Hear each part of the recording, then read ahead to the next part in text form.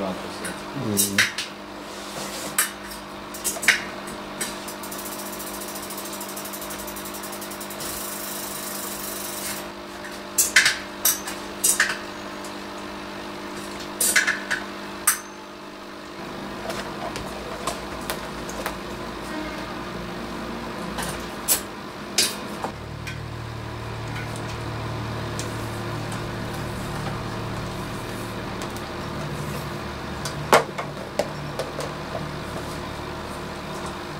Benim ismim Murat Taşıyan. Ankara Altındağ'dayım. Dirilt Camii'nin yanındayım. Bisiklet tamircisiyim. Ben Çorum Alacalıyım. Ben ilkokulu bitirdim. İşte okulu bitirdikten sonra dayımın yanına geçtim.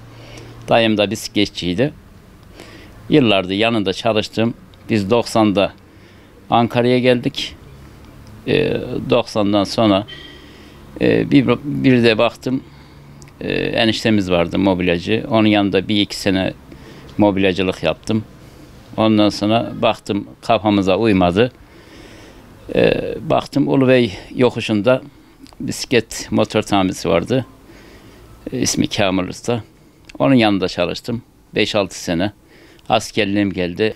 Askere gittim. İşte askerden gelene kadar bisikletçiydim lojmanlarda. İşte bisikletçiliği yaptık orada. Tekrar buraya geldim. 96'nın sonunda buraya geldim.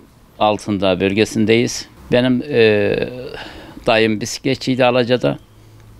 Onun 5-6 çuval oradan malzeme getirdim. Hurdaları, daha dükkanım bomboştu. Rafları dizmiştim ama malzeme yoktu. Tekrar oraya dayıma gittim. Dayımdan 5-6 çuval hurda getirdim. Teker teker onları seçtim. Ankara Altındağ'a bisikletçi Murat Usta olarak doğdum. Şu anda çocukların sevgisini kazanmış bulunmaktayım. Kime gitsen bisikletçi Murat abi der ki hiçbir çocuğu ben boş çevirmem hayatımda.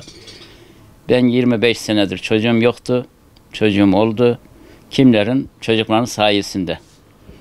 Yani her bir cami olsun, her bir okullar olsun, her kermeslerde bir bisiklet hediye ederim çocuklara.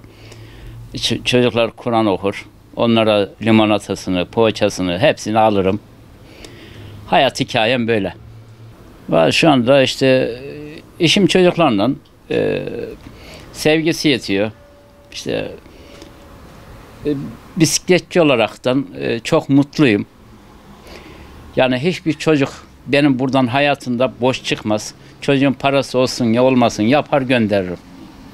Öyle. Ben şu anda Bağkurluydum. Emekli oldum. Yeni 6-7 ay oldu.